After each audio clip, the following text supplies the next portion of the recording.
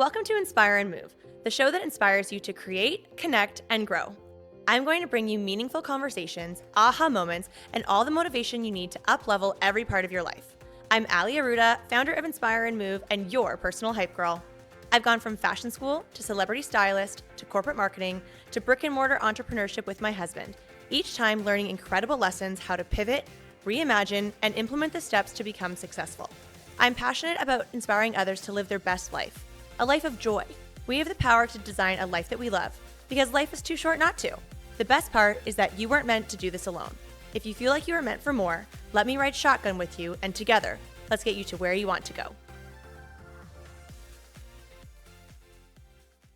When you were asking how I work with women, that is where I find out where the body lineage came from first. Like, where did it come from? Who did you get your programming from? Because it runs deep and you're at a very influential age and it sets in. And it sets in just like a childhood trauma. Like some people, for instance, when it comes to love, they're anxiously attached or reactively attached because of something happened that they had zero control of then. But then in the present, we need to figure out what that was and then rewrite that story in the present. And for the body stuff, it's the same.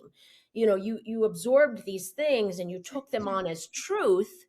And so it's unpacking and dismantling and rewriting your story. Because oftentimes, you know, someone will say, well, yeah, but when I was a kid, this or that. I'm like, and you're a grown ass woman now. You get to decide. I had a kid in third grade, I know his name to this day, who said, your thighs are fat. I was always had a like more of a gymnast body. People would ask, oh, are you a gymnast? Like, because I've just always had stronger thighs. I was never a big girl, but when I sat down, my thighs, you know, the muscles would spread out. Even as a little kid, I remember what I was wearing. I was wearing back in the, again, 80s, okay? So I had like probably the wind pant material, hot pink shorts on or something, you know, in third grade. And he said that and it stuck in my head. And my mom, years and years and years later, she's like, you still remember that shit or you still hold on to that shit? And I said, yes. And it wasn't until I dated a guy who said, I think the sexiest thing about you are your hamstrings. And I was like, what? Really? And he's like, yeah, I like your thick thighs. You are strong. You know, crack a watermelon, you know? And I was like, whoa, you know, so again, working with women, it's first, you have to figure out, where did all this come from? Why are we carrying this around? Because we are, and it came from somewhere. So you have to figure that out and then dismantle it and help rewrite those stories. And how do you want to feel? And who says that those are the rules? Why? You know, have you ever gotten naked with the gentleman, if you're into guys or whoever you're into, and they said, I'm sorry, I can't do this. You have crow's feet. I'm sorry, I can't do this. You have a little cellulite on your side, you know, and so I never have, you know, so it's what we are telling ourselves is truth, dismantling the fact that it's not truth, and then rewriting those stories and rewriting what's beautiful and desirable and sexy. And I did all that for myself, and it took so many years. And I went to eating disorder clinics, a nutritionist, therapist. I read books on intuitive eating, and I was just like, somebody just tell me what to do. I just need someone to tell me what the formula is. And then that's why I created the formula, because it's like, I can bend time and space. Like let's condense this and figure it out as quick as possible, because I feel like on your deathbed, you're not going to be like, boy, I'm glad I spent a really long time criticizing myself. You know, I mean, it's just what a waste of our time. And I don't want women to feel that way, because it's so fun to walk around and not have negative thoughts. It feels really freeing. And I mean, there's moments where, you know, last month I was PMSing and I was having a day and I'm like, I'm such a loser. Well, I was tired. I needed to relax, listen to my body, get some sleep, and try again the next day. It wasn't that I was a loser, but so I was able to reframe really quickly instead of spiral. And I think a lot of women spiral. And so you go down. And so I help women regulate more quickly, you know, so that you're not, I mean, my worst moment, Allie, I can remember at college, Chunky Monkey episode. And I lived in a dorm where we could have separate rooms, because I've never shared a room with someone. I need my own space at the end of the day. Yep. And but we had these cold concrete floors. I was on the first floor in Minnesota, and my mom had sent one of those round rugs with me. So at least I have a rug. And I remember just being curled up. It was in the before I went to bed that night, and I was curled up and I was crying on that cold concrete floor. And I just thought, I don't want to wake up in the morning. I don't want to keep fighting my body every single day. This is exhausting. Mm. And that's what I don't want for other women. I just never want you to be in that place again, whatever it looks like for you. Did you have one of those moments where you're like, this has got to stop? And also my question was, I didn't find out until later. I was years. Oh, I have two questions. Don't let me forget. One, the moment you realized you wanted to start starving yourself, because I remember mine, it was about a boy. And then the second, um, was it passed down? And I asked because my paternal grandmother, the messaging also came from my own family, not Mhm. intentionally, obviously. My paternal grandmother would constantly talk about her weight, and she was going to give up sweets for Lent, and it was all these things. And then one time we were in the car, and we dropped off this woman that lived in kind of the neighborhood. My grandparents had a resort on a lake, and we dropped her off, and she was walking toward her house, and my grandma says to me, she goes, Morgan, I'm not as fat as her, am I? And I'm just a little kid, and I was like, no, but I wasn't even conscious of it, like, until then. Like, we're comparing ourselves to other people. And years into my eating disorder, I think when my parents like didn't know what to do, my mom sat me down and she said, Morgan, I was bulimic for years when you and your brother were little. And there was a Mm. point where it was so bad that after a throw up session, I passed out on the basement floor. And when I came to, I thought, oh my God, if I were to lose my life because I'm trying to be skinny and my kids don't have a mom, this has to stop. So I'm wondering for you, when your moment started and the button that stopped it for you. I think it started probably even in like grade 11, grade 12. Me and one of my close girlfriends at the time, we loved, like, I was also like deep into the Spice Girls success and loved seeing these beautiful women that were skinny, whether it was, the Victoria's Secret models that would grace the stage every year for the fashion show and following the workouts that they would do, like Adriana Lima, Giselle Bundchen, Marissa Miller. Marissa Miller actually was probably a bit more curvy and she had like bigger boobs. And I would love looking at the Victoria's Secret bathing suit catalog, specifically me and my bestie we were roommates for a couple of years in school at Ryerson. And we would be on the ellipticals in the like university gym, flipping the pages, like, and back and forth. I'm like 45. I hate the elliptical. I own a gym and I hate the elliptical. I think it's so boring. But no, we were dedicated 45 minutes. We'd pass this magazine back and forth, and we're just so committed to wanting to look skinny and hot. So I think it was very much about who I was consuming and comparing myself to that. Again, because it Mhm. wasn't really so much about having, a boy in my life that I would see every day at school. Yes, there were boys that we would sort of see at the school dances and things like that, but not so much that was a trigger of any sort for me on a day-to-day basis when I was still in grade school, but it was very much of like what I was consuming. And after that little chat from my mom and my girlfriends in fourth year, again, I would have been early 20s, working, getting ready to then go into like my first career path. I think that was the aha moment for me that I needed, of just sort of maybe having someone really notice in a different way that helped me recognize that this is not healthy. And I want more than this. And I think I'm actually going to be able to work on my own mindset and my vision of I want to be strong versus skinny. Oh, I love that when we have that kind of, it was a moment because we're back to skeletal, which I think is very sad for us women. And yes, I loved when we went through the strong, not skinny phase. It was short lived. Let's bring Yeah, it back. bring Bring it back. But being it back. able to, and even now, what I talk about with a lot of our clients at our gym, Benchmark, of working in like what we do in the gym for also longevity. Whether you want to pick up your kids, grandkids, do you want to travel until you're like late 80s and being able to put your bag overhead? That I think of my mom, like my mom's in her mid 70s and she looks great for her age and she's active, she's doing pull-ups, she does have a band, but I love to see it. And she's Yeah. now in a phase of her life where she's playing around with some solo travel since we lost my dad a couple years ago. And I love that I can feel confident knowing that my mom is able to go away on her own and carry her own bags. Like that feels like a win for me in terms of practicing that message of training to be strong and not just skinny. And that's something that I was able to commit to. This would have been probably around like 2008. So now we're many years into this journey, and but I'm still very hard on myself. You can ask my entire, well, we have 3 awesome trainers at Benchmark, but 2 are girls and 1 trains me 3 times a week. So she hears all about it. And I'll tell her like, oh, I'm having a body dysmorphia day. So just so you know, I think I look really fat today. And let's not talk about it. I will say, yeah, usually like a week before I get my period, you're eating way more carbs than normal. And you're like, seems a little thicker in the middle this week. Where do these additional 10 pounds just like float down from the heavens for? And again, like you said, though, going back to when you were on the elliptical with your friend, the body image stuff didn't come from guys telling us we needed to look like that. It's other women saying we need to look like that.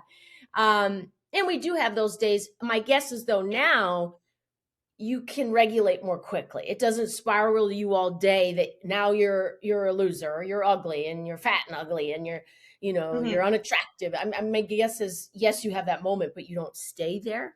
Correct me if I'm wrong.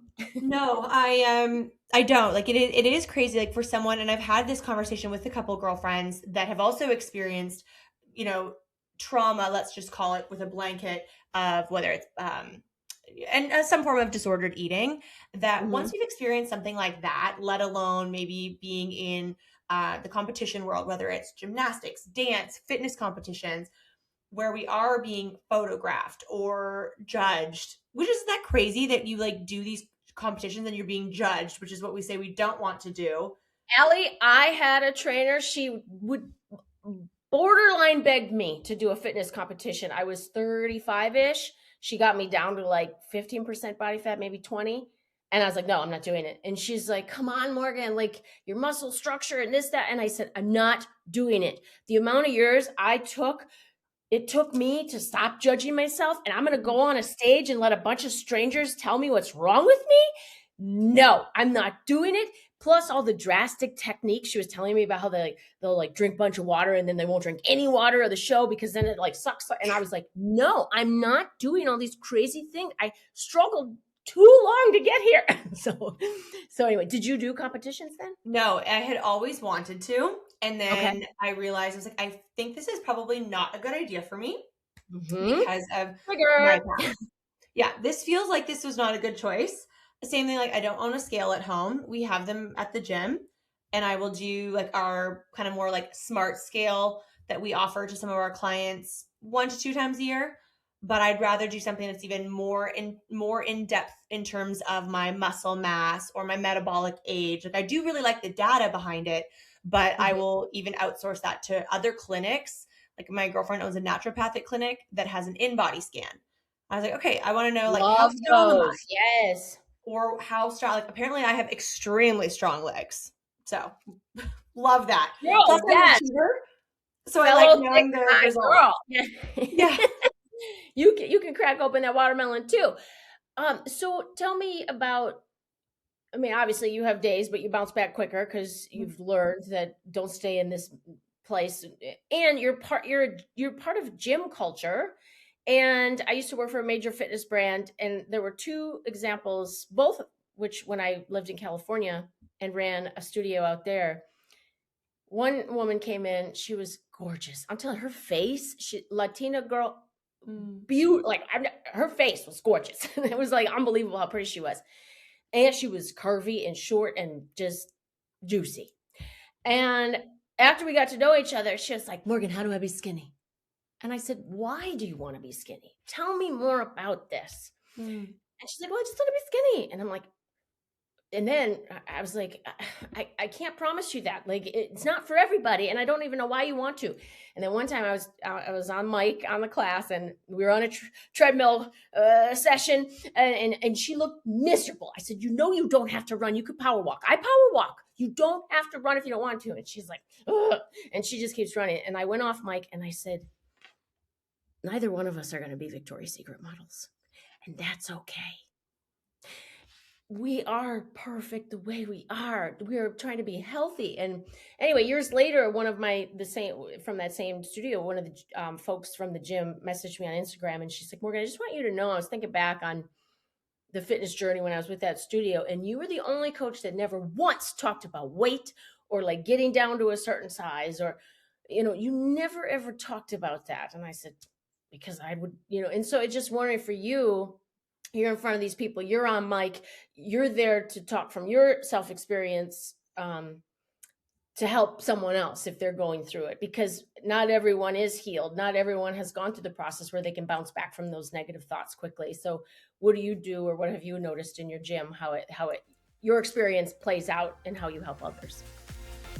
Hey guys, it's Matt Aruda, and if you're a business owner making between $25,000 and $500,000 a year, and you're ready to seriously upgrade your life and business in 2026, this is for you. The Mentor Collective Mastermind with Chris and Lori Harder and a team of expert coaches is designed for driven entrepreneurs who don't just want more revenue, they want more clarity, better strategy, real accountability, and a powerful community in their corner. You'll get high-level mentorship, expert coaching, and a room full of ambitious business owners who are scaling right alongside you. If you're done doing it alone and ready to play bigger in 2026, the Mentor Collective Mastermind is your next move. Apply now and let's build your next level together.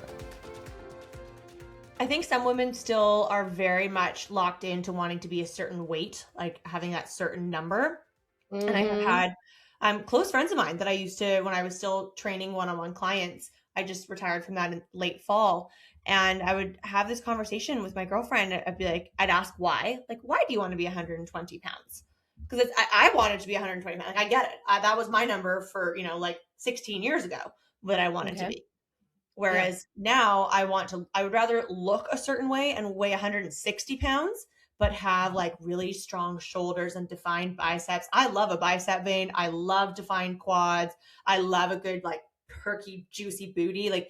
I would love some abs. So if I could have all of those things, but my number was 160, I'll take it, because that means I have put in the work to have really lean muscle and a lot of muscle to be 160 pounds.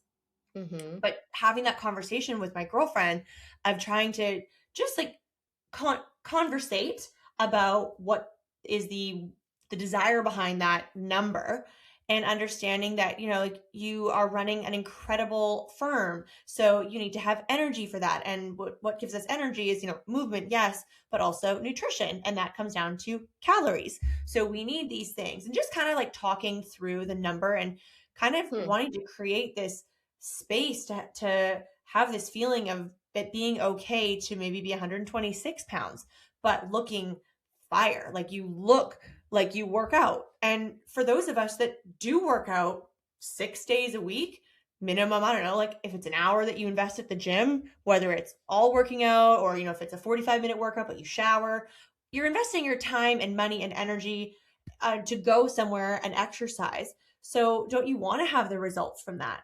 And if those results create a number that's maybe different than what was fixated in your mind, but it gives you a strong body that's going to be able to carry you through your life to do things, how blessed are you? I love that you said about the number. Why even that number anyway? As soon as you said that, I thought someone who is a successful woman, the only numbers she should care about is how many numbers are in her bank account. Go girl. Those are the numbers you want to pay attention to. And the scale, it is just zero linkage to the value. And that was the other thing, with my coaching, for me, it's once we dismantle and rewrite some of those programming stories, then it's, who do you want to be now? Mm-hmm. What, because I think about, I love to take care of myself. I do get my hair colored. I'm due for some highlights next month.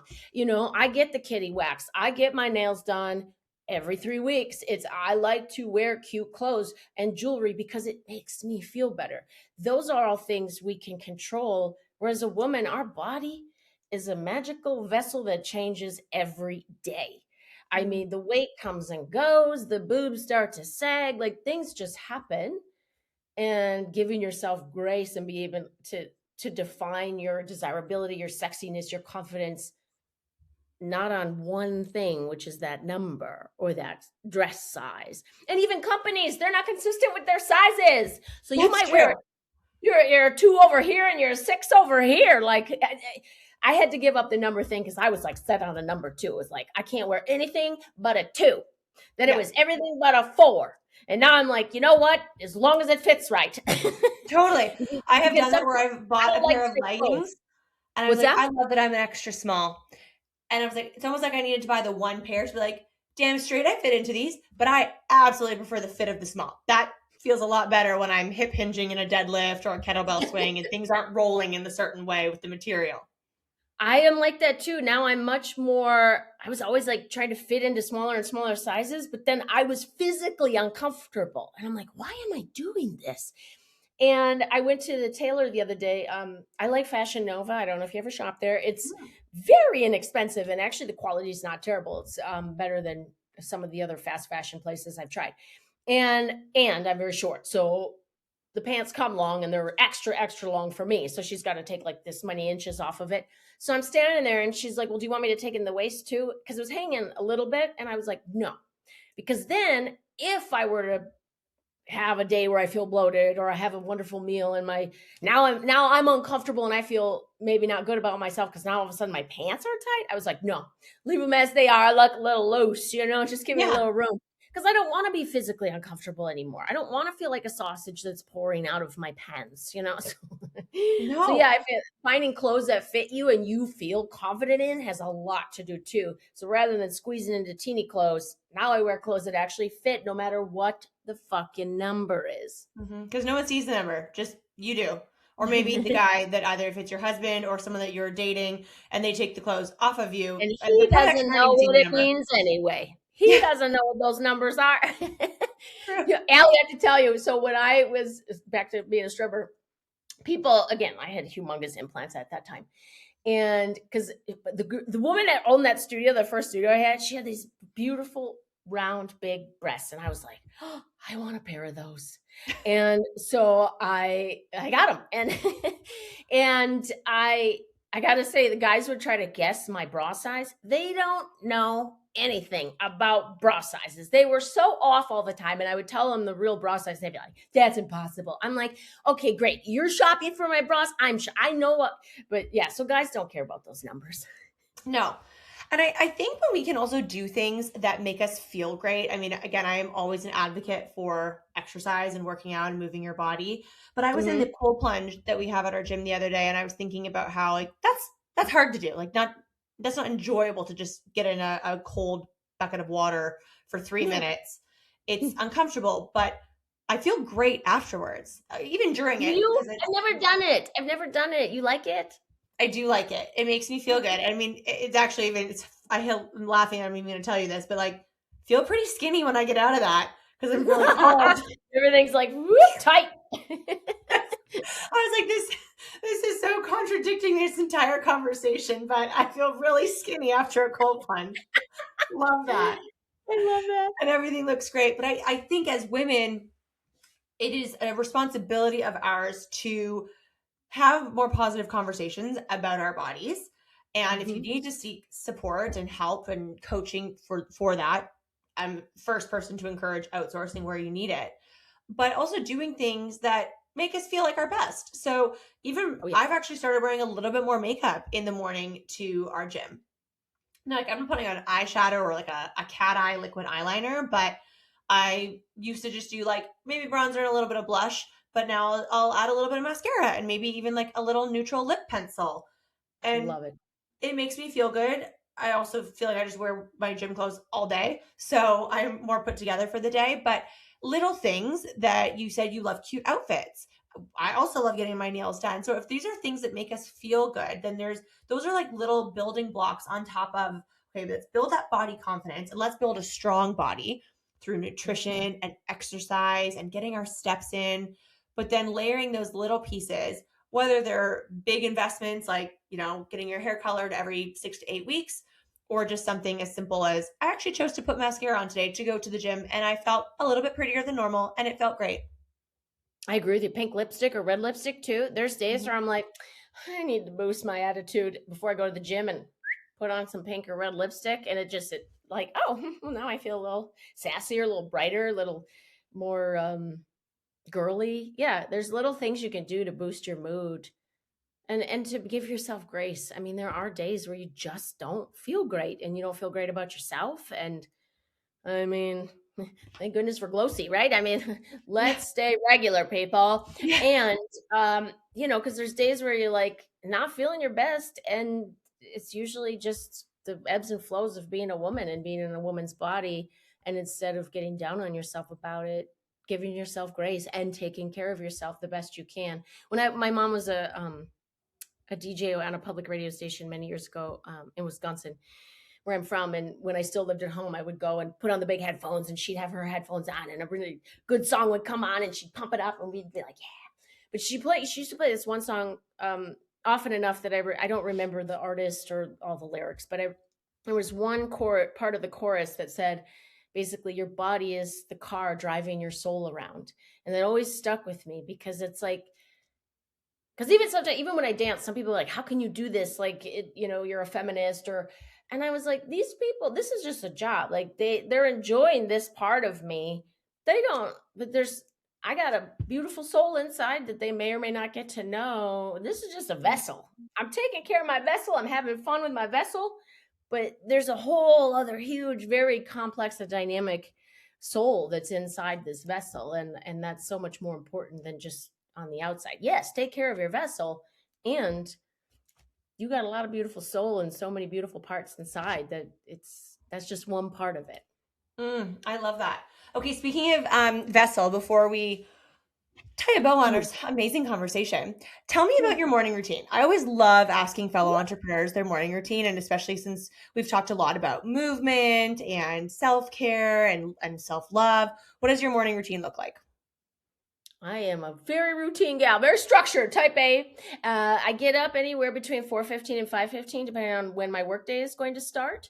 So I am a weekend entrepreneur, if you will. I have a full-time corporate job, and then building my coaching business. And so between 4:15 and 5:15, I'm up. And I always make my bed.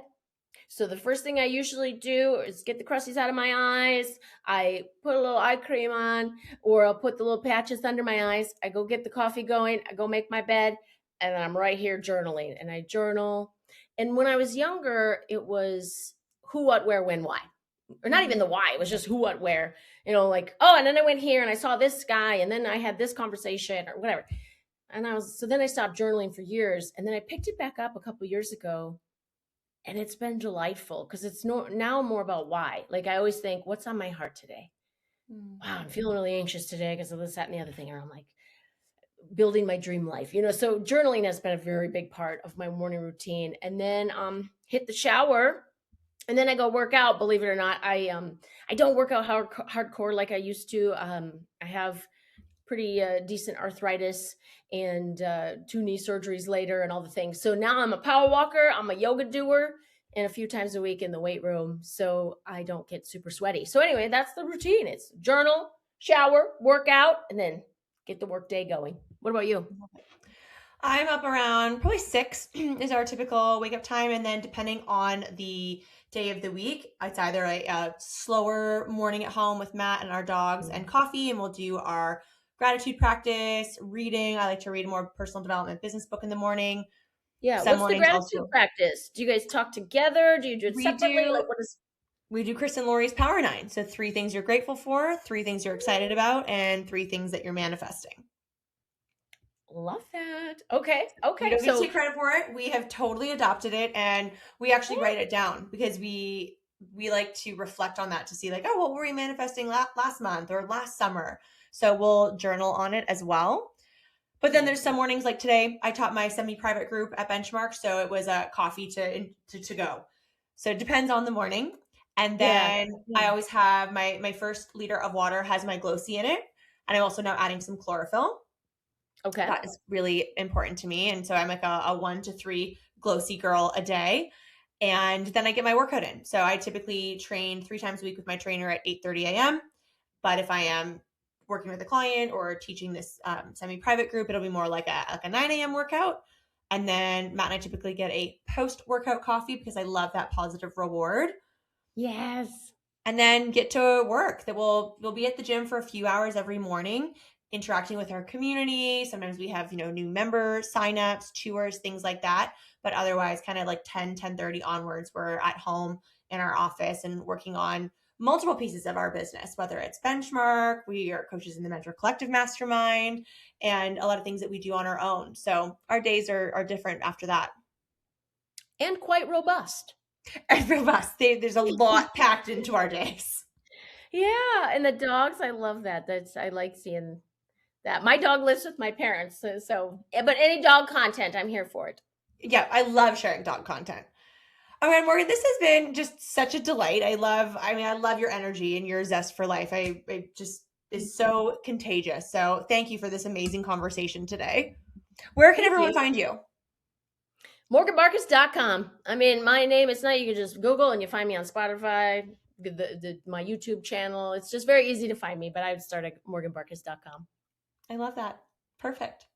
Well, everyone, thank you so much for listening to this amazing conversation. And as Morgan said, make sure you go check her out, give her a follow, tune into her podcast. And Morgan, thank you so much for being here and for this incredible conversation. And I am so grateful. Bye, everyone.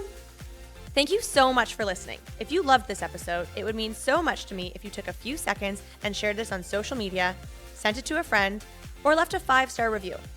There is power in community, and I'm so grateful to have you part of mine.